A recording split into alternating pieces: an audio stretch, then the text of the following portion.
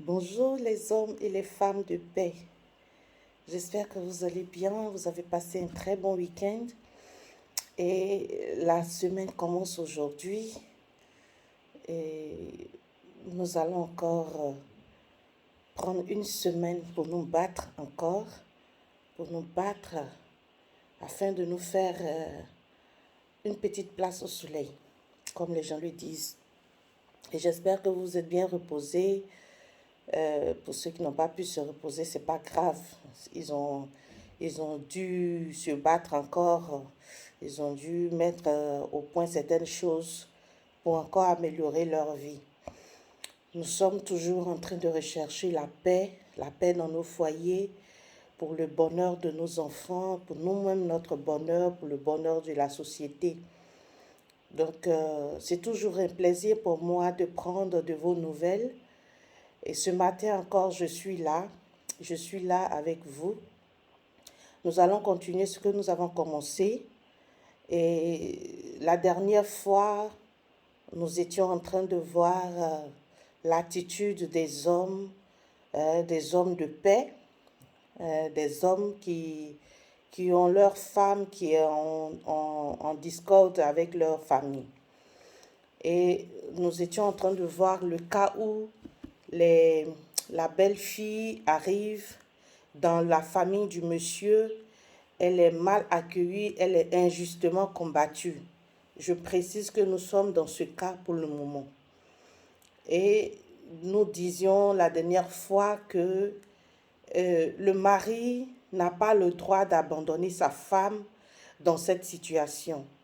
Quand vous avez épousé une femme, vous êtes allé prendre une femme, une fille dans sa famille, vous êtes allé vous présenter à sa famille, accompagné de votre famille, vous vous êtes marié, vous avez fait d'elle votre épouse, vous l'avez envoyée dans votre maison. Et quand cette situation se présente, moi je dis, vous n'avez pas le droit d'abandonner votre épouse dans cette situation. D'autant plus que elle n'est pas vraiment, elle n'est pas fautive. Elle est juste jalousement combattue. Elle est juste injustement combattue. Elle est mal accueillie par votre famille. Et nous avons dans les vidéos passées égrené un peu les motifs. Qu'est-ce qui pourrait motiver votre famille à se comporter comme ça avec votre épouse qui vient d'arriver, qu'ils ne connaissent même pas encore bien d'ailleurs, qu'ils ne savent même pas qui elle est exactement. Peut-être que c'est une femme gentille, c'est une bonne femme, c'est une femme de paix.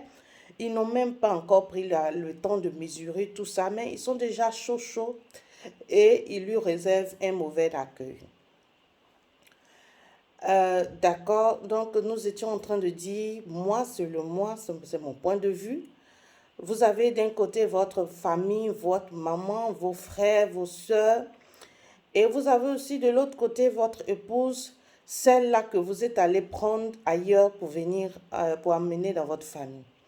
Donc, dans tous les cas, vous êtes présent dans la vie de ces deux personnages, de ces deux groupes de personnes. Et vous, comme je le disais, mon point de vue peut ne pas être votre point de vue, peut ne pas être le point de vue de tout le monde, de tous ceux qui me suivent, mais je donne toujours le conseil d'essayer ce que je suis en train de dire. Si ça ne marche pas, vous êtes libre de faire tout ce que vous aimez. Il faut toujours essayer. Donc, vous n'avez pas le droit d'abandonner votre épouse dans cette situation. Je répète et j'insiste là-dessus. Vous n'avez pas le droit d'abandonner votre épouse. Et quelle attitude aussi vous devez avoir pour ne pas avoir aussi la colère ou le mécontentement de votre maman, de vos parents, de vos frères et sœurs. Donc, c'est une situation un peu délicate. Et je disais, lorsque votre mère ou vos soeurs, vos frères, vos neveux, vos nièces, tous ceux qui vivent avec vous, quand vous avez fondé votre foyer, et même s'ils ne vivent pas avec vous, en tout cas, toute plainte venant de votre famille, toute personne qui se plaint de votre épouse venant de votre famille, même si c'est votre père, même si c'est votre mère, nous savons que vous apportez, vous avez peut-être un amour pour plus poussé pour votre maman, vous êtes vraiment, votre maman s'est battue avec vous et vous voulez vraiment l'honorer, la respecter, quel que soit le degré de respect que vous avez pour votre maman, quel que soit le degré d'amour que vous avez pour votre maman. Ne prenez jamais pour parole d'évangile les plaintes de votre maman à l'encontre de votre épouse. Quand votre maman se plaint de votre épouse, prenez toujours, comme je le disais dans l'autre vidéo, prenez toujours un temps d'observation. Un temps pour mener votre propre enquête, pour voir si ce qui est en train d'être dit est vrai, est juste. Peut-être vous pouvez vous imaginer que vous n'avez pas connu assez votre épouse, ou bien vous n'avez pas imaginé que peut-être vous étiez go et gars, et quand vous êtes arrivé au stade du mariage, parce qu'il y a des hommes qui raisonnent comme ça, qui se disent que lorsque on épouse les femmes, elles changent de comportement, elles pensent qu'elles sont arrivées et elles adoptent un autre comportement. Peut-être que même si vous pensez que vous ne connaissez pas assez votre épouse, que vous avez épousé quelqu'un que vous ne connaissez pas assez, que peut-être qu'il y a des aspects de sa vie que vous ne connaissiez pas et que votre mère vient peut-être vous mettre cela à nu, je vous dis toujours, ne prenez pas cela pour parole d'évangile. Ce que vous oubliez, c'est que c'est vrai que vous avez connu votre maman depuis enfant. Vous avez grandi avec cette bonne dame qui s'est battue pour vous, qui a montré son amour pour vous. Et puis, vous allez vous imaginer que vous connaissez assez votre maman et dès l'instant où elle se plaint de votre femme, c'est vraiment juste ce que votre maman dit. Ce que vous ne savez pas, c'est que votre maman, vous avez connu votre maman qui vous a connu, qui vous a chéri quand vous étiez seul. Quand peut-être vous n'aviez pas de situation encore.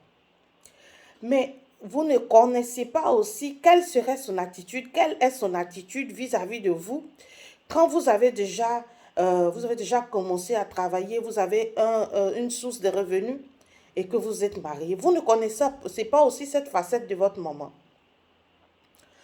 Je vais plus tard dans d'autres vidéos vous expliquer, vous donner une situation, une histoire, vous allez voir ce que cela donne. Parce que vous connaissez votre maman,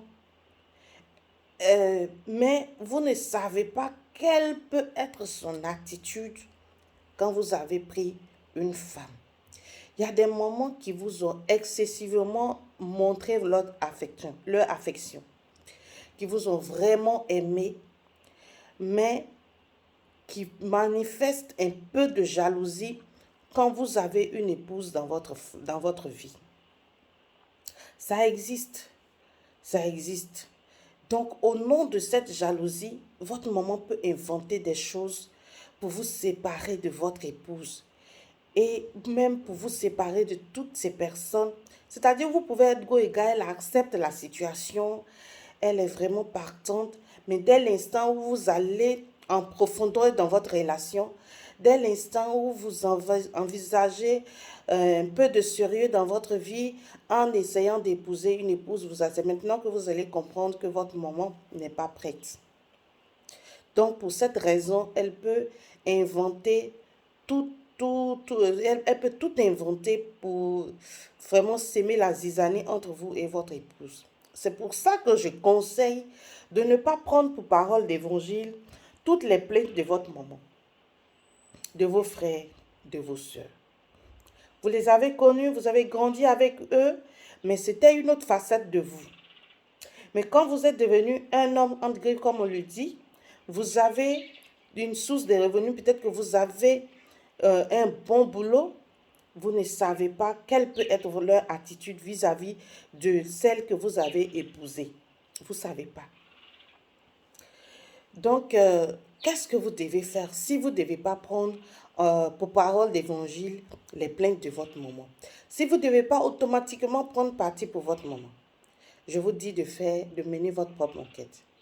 Donc, comme nous sommes dans le cas nous sommes dans le cas où votre femme n'a effectivement rien fait, ce qui veut dire que vous allez mener votre enquête et vous allez vous rendre compte que ce n'est que du mensonge. Toutes ces plaintes ne sont pas fondées. Quand vous voyez ça, je vous dis de ne pas automatiquement vous tourner le dos à votre maman, tourner le dos à vos parents. Parce que vous risquez d'aggraver la situation. Donc, qu'est-ce que vous faites? Parlez avec votre épouse. Retirez-vous. Si vous pensez que vous pouvez vous retirer dans la chambre, mais si vous pensez que il y a quelqu'un de votre famille qui vit là avec vous, qui pourrait vous entendre, c'est dangereux de vous retirer dans votre chambre. Vous devez prendre peut-être un week-end, vous partez un week-end avec votre épouse, ou bien vous sortez, vous asseyez quelque part pour prendre un pot avec votre épouse. L'objectif, c'est de ne pas se faire entendre par un de vos parents. Je sais que ce que je suis en train de faire ici, la vidéo qui va se promener, va tomber aux mains des parents qui ont cette attitude aussi, qui vont aussi écouter, qui vont voir aussi. C'est comme si je suis en train de dévoiler, mais ce n'est pas bien grave. Vous pouvez bien réussir là-dedans. Donc, vous partez loin. Pour ne pas vous faire entendre, vous partez vous asseoir et vous échanger. Vous parlez vous-même de la situation avec votre épouse. Quand votre épouse va comprendre que vous comprenez, d'une part, vous comprenez ce qu'elle traverse, ce qu'elle vit injustement avec vos parents, elle est partante parce que elle est là, c'est vous qu'elle regarde. Donc, elle sera vraiment disposée à vous écouter, à vous accompagner dans ce que vous prenez comme décision. Vous allez le faire comprendre que il va arriver des moments, c'est-à-dire que c'est arrivé au moment où vous devez être dans un jeu. C'est-à-dire, vous faites le jeu, vous jouez le jeu avec eux. Donc, vous êtes d'accord sur le principe. Quand vous échangez, vous revenez, c'est-à-dire, il va arriver un moment où, quand votre maman est là, ou bien quand votre parent qui vit là avec vous va venir se plaindre, il va arriver, vous devez faire comprendre à votre femme que vous devez devant eux prendre leur position. Mais ça ne veut pas dire au fond que vous êtes d'accord avec eux. Mais c'est pour les calmer. Vous allez voir que si votre maman vit là, elle vient se plaindre de votre épouse, qu'un jour vous vous levez, que vous grondez votre épouse devant elle, excusez-moi, devant elle, vous grondez votre épouse, ou bien même vous faites comme si, en tout cas, vous mettez en colère contre votre épouse, vous allez regarder la réaction de votre maman. Regardez la réaction de votre maman. Elle va être heureuse. Elle sera apaisée. Comme ça, elle ne va pas aller loin dans ce qu'elle est en train de faire. Mais jouez parfaitement le jeu. Jouez parfaitement le jeu. Soyez dans une pièce de théâtre et jouez très bien vos rôles pour ne pas que vos parents pensent que c'est ce qui se passe. Ils m'écoutent aussi, ils vont comprendre aussi, mais si vous jouez parfaitement votre rôle, il leur sera difficile de distinguer si vous êtes dans une pièce de théâtre avec eux ou bien si vous êtes réellement dans le sérieux. L'objectif, c'est d'emmener vos parents à se calmer, à vous laisser tranquille, mais sans violence en fait. Comme je le dis, nous recherchons la paix par la non-violence. Sans violence, emmenez vos parents à accepter votre épouse. Donc, vous allez essayer d'adopter leur position, mais auparavant, votre épouse sait que vous êtes en train de jouer le jeu. En ce moment, ça va. Mais si vous n'avez pas pris le temps de parler avec votre épouse, que vous vous rendez compte que vous voulez pratiquement prendre parti pour vos familles, pour votre famille, pour votre mère, vous allez voir que, comme je le disais dans la vidéo passée, votre épouse sera fâchée avec vous. Pourtant, c'est une bonne épouse que vous avez épousée. C'est une bonne femme que vous avez épousée qui peut vous aider à aller loin. Mais pour cette simple raison, vous allez la décourager. Vous allez faire d'elle une personne qui n'est même plus intéressée par le foyer. Et puis, c'est difficile. C'est difficile. Du moment où vous êtes mariés, d'autres ne se gênent pas. Ils vont engager la procédure de divorce. Mais ce n'est pas la solution, je vous le dis. Ce n'est pas la solution. Il faut avoir tout épuisé avant d'engager le chemin de la procédure de divorce. Il y a beaucoup de personnes qui divorcent sans avoir pris la peine de se calmer, de voir dans quelle mesure ils peuvent régler la situation dans le calme, dans la non-violence, mais ils sont restés au stade de la violence, ce qui les a poussés à entamer une procédure de divorce, ce qui les a poussés à divorcer même, à obtenir le divorce, ce qui les a poussés même à se séparer. Pourtant, ils ont des enfants au milieu de tout ça. Donc, ça crée des situations, de telles situations. Vous finissez de divorcer, vous finissez de vous laisser parce que vous n'avez pas pris le temps de vous calmer, de voir un peu les choses, ce qui ne marche pas. Monsieur est chaud, madame est chaude, personne ne se calme. Et puis, après maintenant, ça devient compliqué. Vous divorcez et quand vous avez fini de divorcer maintenant, après vous regrettez d'avoir divorcé. Il y a des gens, je vous le dis, ils divorcent et ils regrettent après. Parce qu'ils sont allés tomber sur autre chose qui est plus grave. D'autres ont divorcé dans les conditions de ce que nous sommes en train de voir aujourd'hui.